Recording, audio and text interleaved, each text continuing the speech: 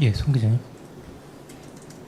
네, 연합뉴스 송정은입니다. 저도 기관장 평가 좀 이어서 여쭤보고 싶은데 일단 해임 건의하신 공무원연금공단이랑 코이카에 대해서 조금 구체적인 설명 부탁드리고, 그 다음에 해당 기관장 2명이 사실 임기를 거의 맞춰가는 것으로 알고 있고, 지금 공석인 곳도 5곳 이어서 사실상 해임 건의를 할 수 없는 상황인데, 이 기관장 평가에 뭐 실질적인 실효성이 있는지 좀 궁금하고, 그 다음에 아까 기관장 평가에서 비계량이 67점, 계량이 33점이라고 말씀해 주셨는데, 비계량에는 좀 어떤 항목들이 들어가는지 여쭤봅니다.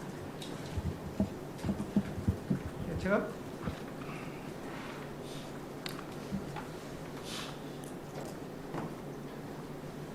먼저 이제 그 공무원 연금공단 그리고 한국국제협력단이 이제 아주 미흡받은 그 내용에 대해서 말씀을 드리겠습니다. 저희 평가 체계를 말씀드리면 앞서 말씀드린 것처럼 아주 미흡 같은 경우에는 전체 총점이 50점 미만인 경우입니다. 저희가 10개의 비계량 지표를 운영을 하고요. 2개의 계량 지표를 운영하고 있는데, 이 10개의 비계량 지표에서 대부분 E 내지는 D등급 내지는 E등급을 갖다가 받았기 때문에 저희가 전체적인 점수를 합산하는 체계입니다. 그래서 50점 이하가 나왔기 때문에 아주 미흡 등급을 받았다는 내용이고요. 그래서 좀 간단하게 설명을 드리면은, 저희는 지표별로 저희가 평가를 합니다. 공무원 연금공단 같은 경우에는 리더십 측면에서 보면은 나름대로 이제 9개 핵심 사업 포트폴리오를 제공을 했지만 세부 사업 재편이라든지 인력 재배치로 이어지지 못했고, AI 안전 종합 계획도 작년 2025년 하반기에 수립이 되어서 당해 연도 같은 경우에는 성과가 없었습니다. 그 다음에 이사회 같은 경우에도 13회 개최됐는데 3회가 수면으로 개최되었기 때문에 견제 기능도 좀 약했다는 생각을 가지고 있고요. 그리고 감사 처분 건수 4건, 퇴직자 임대주택 재계약 문제 등 내부 통제도 조금 잘 이루어지지 못했다는 생각을 가지고 있습니다. 안전 추진 평가 같은 경우에도 목표는 A로 세웠는데 실질적으로는 B등급에 그쳤다라는 말씀이고요. 경영계약 이익 실적 같은 경우에는 나름대로 이제 스마트 분석을 통해서 26개 지표를 만들었는데 사실상 변별력이 없는 그런 지표로 구성이 되어 있었다는 말씀이고, 신규 지표 같은 경우에도 한 9개 되는데요. 이 지표들이 사실은 이사회 승인을 얻어야 되는데 이사회 미승인 상태였습니다. 내부 청문도 같은 경우에도 76점에서 69점으로 하락되었었고, 뭐 중징계 형사 사건이 있었던 중징계 일명 횡령 사건인데요. 그리고 개인정보 유출, 과징금 이런 사고들이 발생을 했었습니다. 그리고 아울러서 한국국제협력단 코이카 같은 경우에는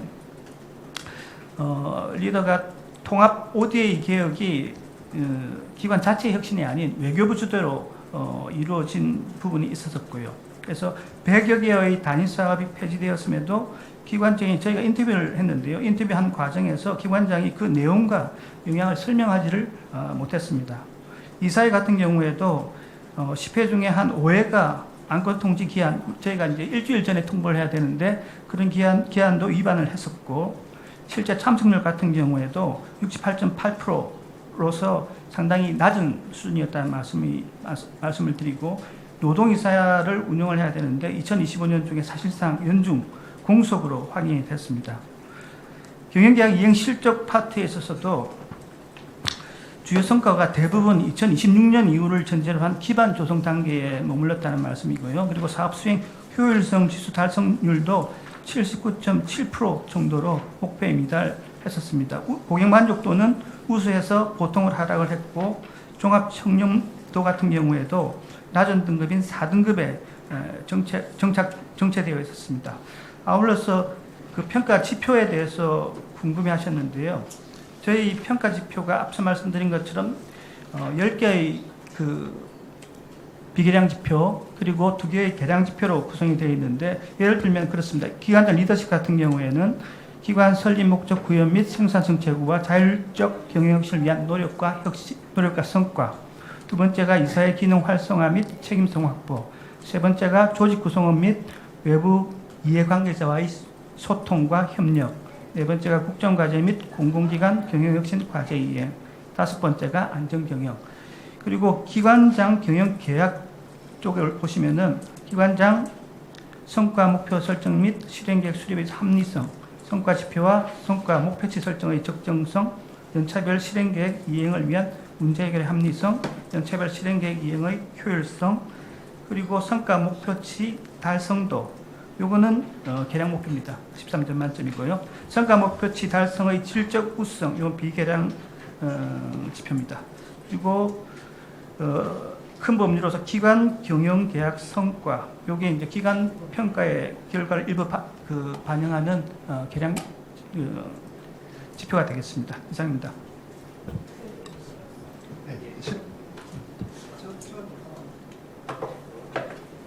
예, 그 실효성 부분은 저희가 이제 그 기관장 평가가 나오면 그거를 이제 공의 의결을 거쳐서 저희 통보를 하게 되어 있습니다. 그래서 뭐 다섯 분이 이제 해임 건의를 할 필요가 없고 지금 안 계시기 때문에 두 분이 해임 건의를 드렸는데 이게 사실 이렇게 기관장의 성과를 평가한다는 것은 단순하게 그 기관장을 해임하기 위해서가 아니라 과연 그 기관에서 기관장님이 어떠한 역할을 하고 그리고 어떤 것이 베스트 프랙티스가 하는 과정에서 그거를 배우고 그리고 책임성을 담보로 하면서 그 기관의 성과를 높이기 위한 목적이 있다고 볼 수 있습니다.